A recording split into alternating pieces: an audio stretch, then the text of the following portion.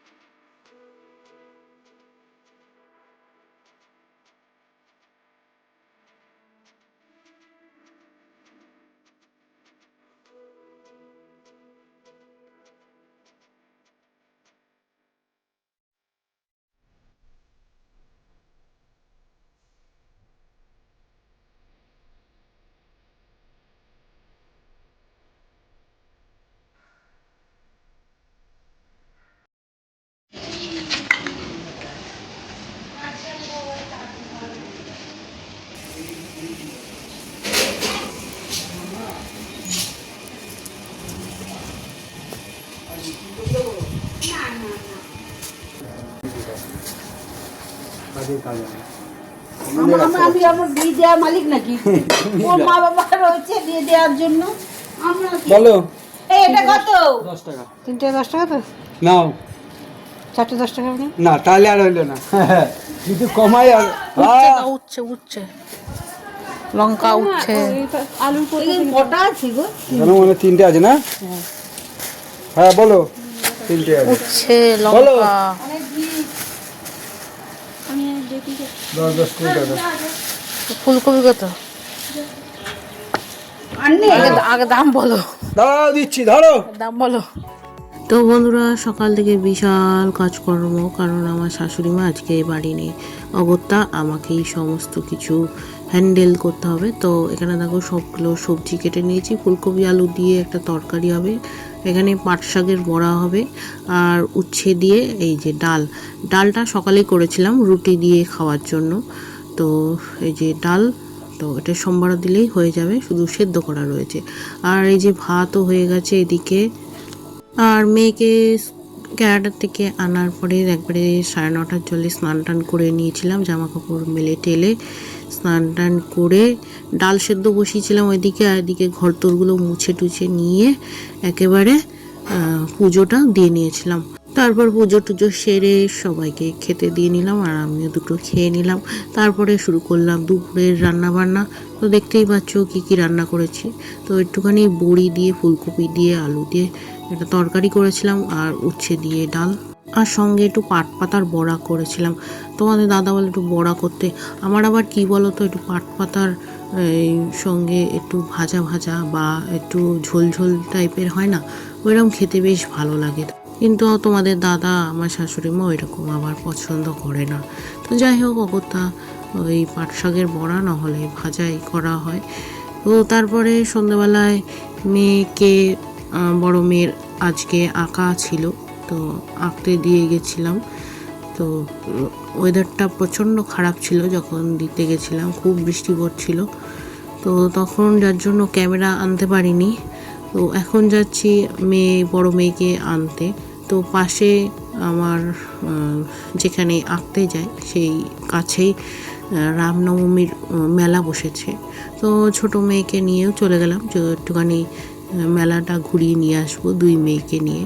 প্রত্যেকবারই দাদার সঙ্গে যাই, তো এবার আর দাদা তো আর যেতে পারলো না। তো বারবার দাদা বলছিল যে যাও মেয়ে দুটোকে নিয়ে। তো যার জন্য যাচ্ছি যখন, তাহলে দুটোকে একসঙ্গে নিয়েই চলে আসলাম মেলাতে। আর মেলাতে এসে দেখো মেয়েকে একেবারে আঁকার ওখান থেকে নিয়ে এসে দুটোকে নিয়ে যাচ্ছি। আর রাস্তাটাকে এত সুন্দর করে সাজিয়েছে রামনবমীর, খুব ভালো লাগছে। আর এদিকে দেখো আমাদের হনুমান মন্দির, এখানে আমি হনুমানজির মন্দিরে পুজো দিতে আসতাম, এখন আর আসা হয় না। মেয়ের স্কুল টুল শুরু হয়ে গেছে, সমস্ত ঝামেলা ঝঞ্ঝাটের জন্য বাড়িতেই একটুখানি পাঁচালি করে নিই। আর গেটটাকে দেখো খুব সুন্দর করে সাজিয়েছে লাইটিং ফাইটিং দিয়ে। আর আমার সঙ্গে আমার একটা পাশের বাড়ি দিদি ছিল, তো সেও, তার ছেলেও আঁকতে যায়, তো একসঙ্গে নিয়ে আসি দুজন মিলে। তো আমি বললাম তো তাহলে চলো তুমিও একসঙ্গে মেলায় গিয়ে একটুখানি ঘুরে আসি। তো আমার সঙ্গে গেল। আর দেখো দেখতে দেখতে আমার সঙ্গে কার দেখা হয়ে গেল, আমার যায়। তো যারাও গিয়েছিল রামনবমীর মেলাতে, তো ওদের সঙ্গে একটুখানি দেখা করে নিলাম। তো তারপরে ঢুকে গেলাম মেলার চারিপাশে, একটুখানি ঘুরে ঘুরে দেখাচ্ছি। আর প্যান্ডেলটা তো সুন্দর করেছে, খুব ভালো লাগলো। চারিদিকে খাবারের স্টল করেছে, খেলনা, অনেক রকম। আর আমার ছোট মেয়ে বড় মেয়ে তো খুব আনন্দ, মেলায় এসছে, প্রত্যেকবারই আসা হয়। এবার ভাবলাম যে আর ভালো লাগছে না, যে আসবো নাকি। তো দেখো যাই হোক চলে আসলাম। আর এখানে দেখো রাম ঠাকুরের পুজো হয়েছে, আর এখানে প্রসাদ বিতরণ করছে। আর যে রাম ঠাকুরের যে রথ, সেই রথটা বানিয়েছে। আর পাশে দেখো ফাংশানও হচ্ছে। তা আমি দুই মেয়েকে বললাম একটুখানি দাঁড়া, একটু ফটোটা তুলে নিই সুন্দর করে। আর দেখো কি সুন্দর করে লাইটিংটাকে দিয়ে সাজিয়েছে স্টেজটা।